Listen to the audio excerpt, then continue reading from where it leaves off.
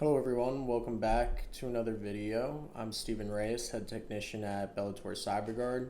In this video, we're going to continue the Security 6 series and talk about 2FA. 2FA refers to two-factor authentication, stands for two-factor authentication. It combines what the user knows with what they have or are, meaning that there's two ways of verifying that the user is who they say they are and that access is being granted to the correct user. For example, one of the most common first factors of authentication is a username and password. Then on top of that, you would have a second layer, right? So either your location, you could use geolocation for a factor. You could use a text message with a code set to your cell phone, so that it combines what the user has. They have their cell phone and access to their cell phone. An Authenticator app works the same way. You could use biometrics, so like your retina scanner or a thumbprint scanner, something in addition to not only what the user knows, right, being the username and password. Simply because if you lose your username and password or somebody gets access to your username and password, they then can access the portal that you're trying to log into without any additional means of authentication. For our tax prepare viewers, this should be enabled on at least all of your tax software, really wherever possible, wherever you have the option, it's good to have this enabled. It is required on all tax software by the IRS as of 2022. I have that screenshot there.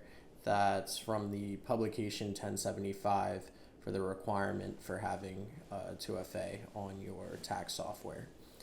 In addition to having this second layer, we should be just using strong passwords, of course, as well, and updating them every 90 days.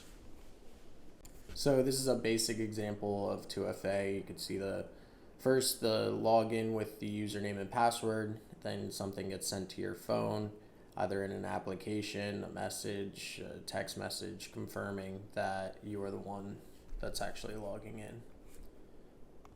A common form of this two-factor authentication, common application for this is a Google Authenticator, or really any authenticator application. This screenshot is of the Google Authenticator. It's very simple to use. You can see all the different logins and codes associated with them. So you have Google, 500px, Dashlane, Ubisoft, Reddit.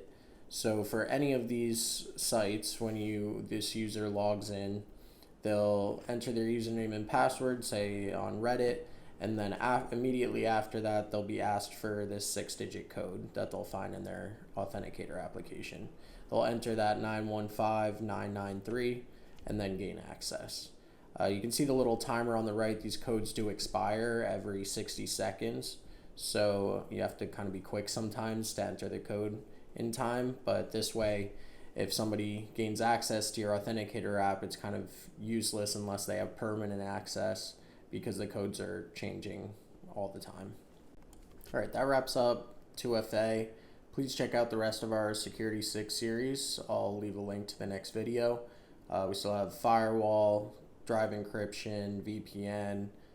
There's antivirus that we did the first video on, and lastly, backup. So please check out the rest of the videos, and thank you for watching, and have a great day.